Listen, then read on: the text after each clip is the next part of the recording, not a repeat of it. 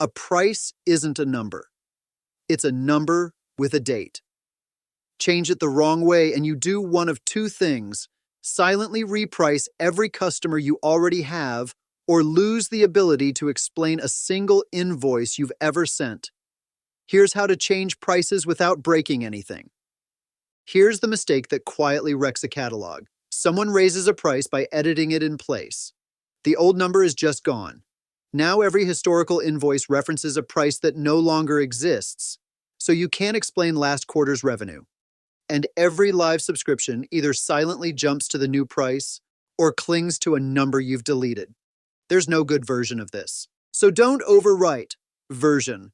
A price is a row, the amount, plus the date it takes effect. Raising a price appends a new version. It never updates the old one.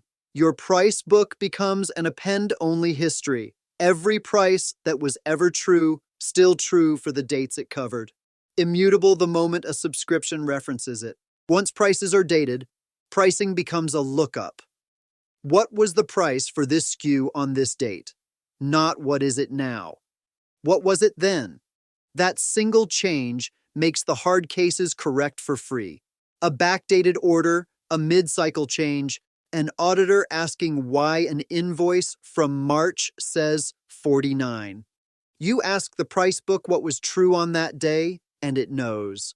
Now the question every price change forces: what happens to the customers already on the old price? There are exactly 3 answers. Hold them on their locked price, move them at their next renewal, or move them now with proration. The point is, you choose it on purpose as a field on the change. Grandfathering should be a decision you made, never a side effect of how the billing code happened to run.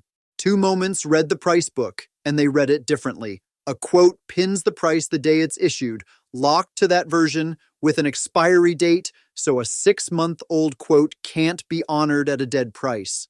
A renewal does the opposite. It rereads the price book at the renewal date. That reread is your lever for a price increase.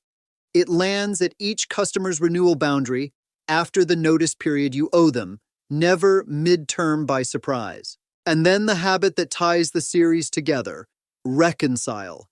Every price you actually charge should trace back to a real price book entry that was valid on that date. Run that check and the ghosts surface loudly: a charge whose price version was deleted, or one that was never effective on the day it billed. Catch it in a report, not in an auditor's email or a customer's screenshot. Version your prices. Look them up by date. Decide grandfathering on purpose and reconcile what you charged against what was true. Do that, and you can raise prices with confidence and explain every invoice you've ever sent. This is the Quote-to-Cash Playbook from PeakCommerce.